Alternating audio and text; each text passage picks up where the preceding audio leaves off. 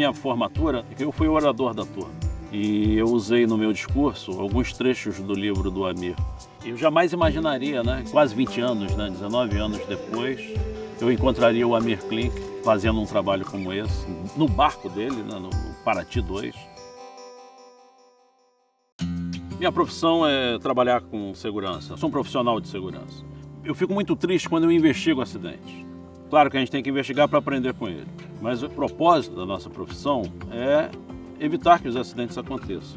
Eu tenho orgulho porque eu tenho certeza que ao longo desses anos que eu trabalho nessa profissão, eu ajudei muita gente a não se machucar.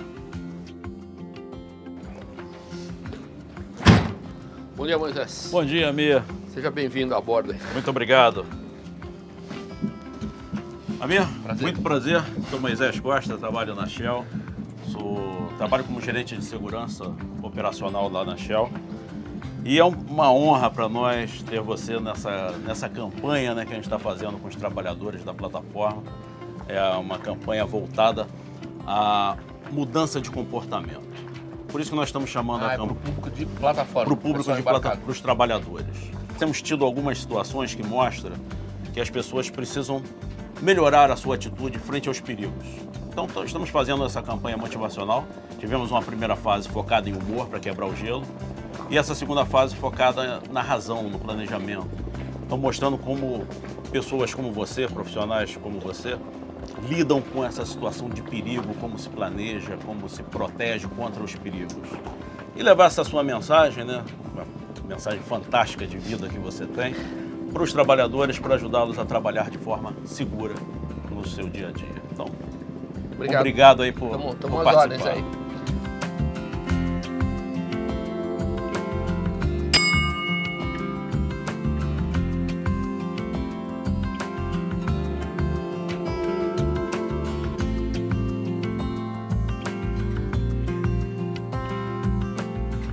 Eu me formei em economia, trabalhei em banco durante uma época da minha vida, detestei a experiência de trabalhar em banco, eu trabalhava fazendo contabilidade financeira, análise financeira de balanço. Foi uma das piores experiências que eu tive na vida e foi a mais importante também.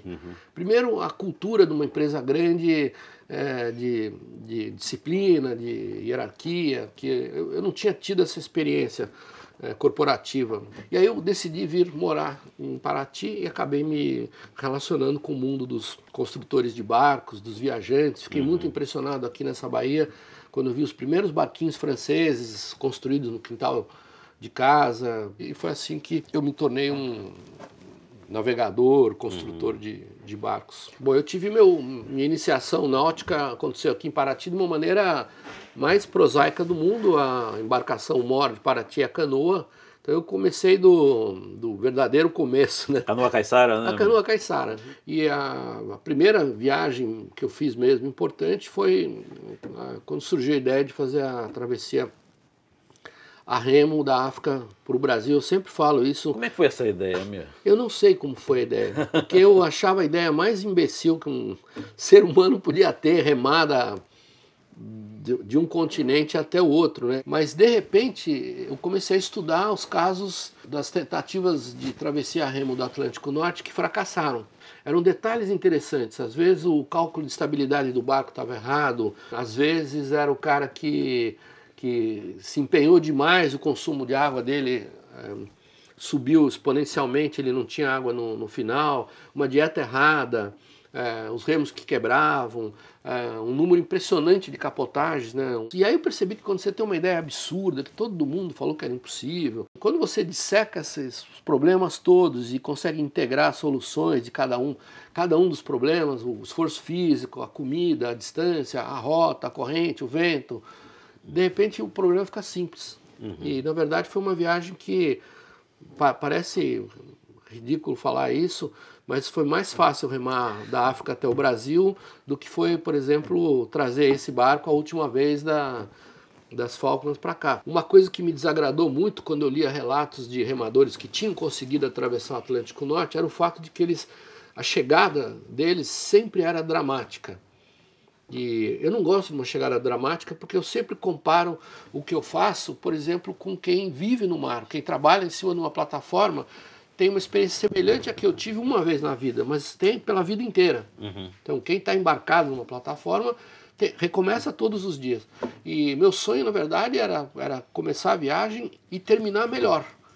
E eu acho que a grande felicidade de enxergar os coqueiros da Bahia foi que eu tinha perdido 25 quilos, é uma delícia perder 25 quilos, estava no top da forma física, e assim, estava muito melhor, estava mais bem-humorado do que quando eu tinha saído. Do que quando saiu. Sabe, uma sensação de plenitude, de que você realizou. Foi uma experiência que eu não tive na escola, né? Na escola de economia, por exemplo, a de fazer um projeto, um plano e executar esse plano. E o descrédito era tão grande quando eu falava para um fornecedor o que eu ia fazer. Quando eu queria construir o barco no sistema Oeste, madeira laminada com resina epóxi, que é um sistema moderno, porém artesanal. E eu fui procurar um construtor em Santa Catarina. Quando ele olhou a planta do barco, ele falou: filho, mas cadê o mastro? Eu falei: não tem mastro. Eu falei: mas cadê o motor? Eu falei: não tem motor, é um barco a remo. Ele falou: ó, isso aqui é um lugar de gente séria, pode ir embora. Caramba. E aí eu reparei que não adiantava eu explicar o que eu queria fazer. E aí eu resolvi escrever um projeto. E nasceu um dossiê chamado Dossiê Amarelo, que foi meu grande advogado. E foi a minha primeira... Foi o primeiro projeto, assim, realmente detalhado que eu fiz na vida. E daí para frente eu comecei a entender o quanto é importante você ser cuidadoso com o projeto. E o fato é que eu parti de um projeto assim que foram quase 4 anos onde todas as possibilidades eu considerei. Até possibilidades de loucura, possibilidade, sei lá, alguém falou que a tinta vermelha atraía... podia enfurecer os tubarões, e aí eu pensei, bom, e se tiver tubarões daltônicos, então não vai funcionar. Quer dizer, a gente pensou em todas as possibilidades, e foi uma experiência muito especial para mim, não o fato de chegar no Brasil depois de 100 dias remando, mas o fato de que eu cheguei com 1,5 litro de água. E um primeiro amigo que subiu no barco falou: puxa, Miro, mas se você chegasse uma semana mais tarde, você morreria de sede. Eu falei: não, eu programei essa viagem para chegar com 0.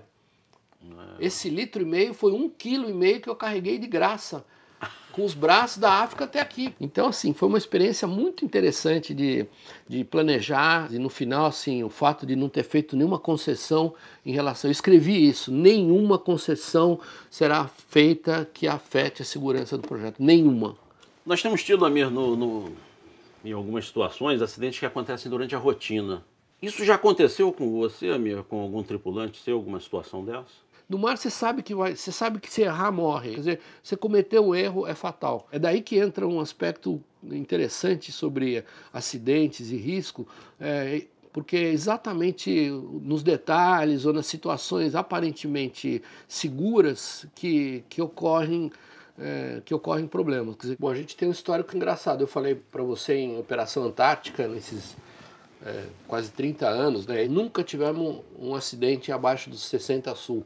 Quer dizer, na região pauleira, lá onde o mar é duro de verdade. E curiosamente tivemos vários incidentes, por exemplo, aqui na esquina de casa. Quer dizer, a gente está perto de casa, às vezes vai fazer um delivery curtinho daqui para o Rio de Janeiro, daqui para Santos, Santa Catarina, e é interessante porque várias ocorrências pequenas assim aconteceram exatamente por descuido, quando você relaxa, quando está num ambiente aparentemente... Abaixa a guarda, está na rotina. E curiosamente, é o que a gente chama de acidentes domésticos. Né? E a gente tem uma regra aqui, hoje nós estamos andando descalço porque o barco está no porto, mas navegando todo mundo usa calçado de borracha, inclusive para tomar banho. Os maiores sustos que a gente teve até hoje estão ligados ao manejo, por exemplo, de material de cozinha, faca. A gente usa gás na cozinha, e temos um procedimento para uso, é um uso que envolve risco, porque o gás desce por gravidade. O barco tem um porão onde acumula. E o gás é mais pesado, ele vai procurando as partes baixas. Então a gente sempre checa o uso de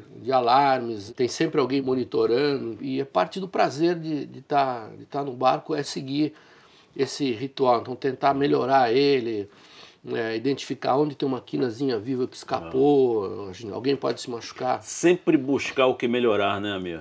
Sempre. A gente tem um conceito para isso na Shell. É um pouco difícil traduzir, mas em inglês é o chronic unease.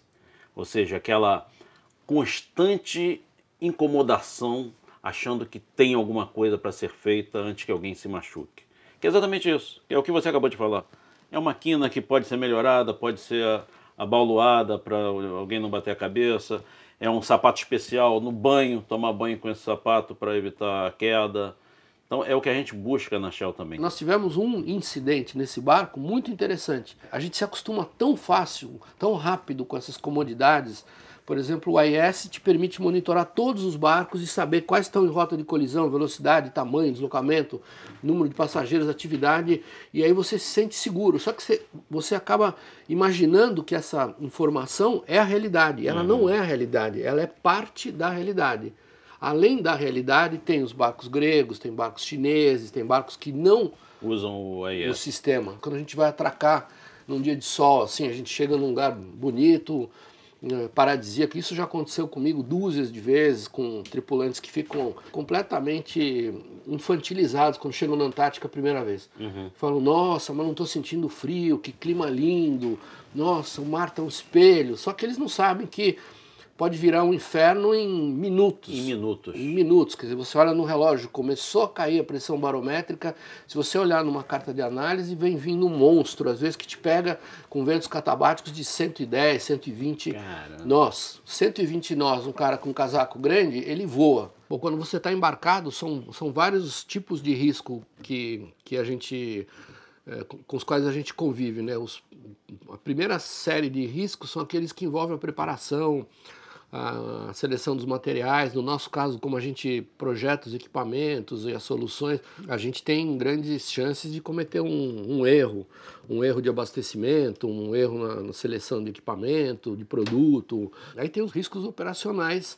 No meu caso, assim, são barcos pequenos, mas a gente fica muito tempo isolado, uma travessia são pelo menos 3, 4 semanas, ida e volta são um mês e meio, e aí tem os riscos evidentes, quer dizer, o cansaço, um erro de manobra, a preguiça. Às vezes você está em dúvida, puxa, o vento está aumentando, será que eu vou diminuir um pouquinho mais a vela? Mas é uma trabalheira, você vai tomar um caldo de água salgada, vai dormir molhado, deixa, quem sabe o vento diminui. E essa hora, a hora da dúvida, quando ela surge, significa que você já devia ter tomado a decisão. O que eu gosto, no fim das contas, não é de ficar viajando ou simplesmente de estar no mar, mas é de desenvolver a solução para poder ir para o mar e voltar. Eu conheci a lenda Amir Klink, todo o mito, e hoje eu conheci o homem Amir Klink, que é uma pessoa simples. Ele o tempo todo está focado em segurança. Começa lá no projeto, planejamento, durante a execução da viagem, e sempre com soluções fantásticas, né? Coisas inovadoras na navegação mundial. E agora tive o prazer, a honra de fazer esse trabalho com o Amir, foi fantástico.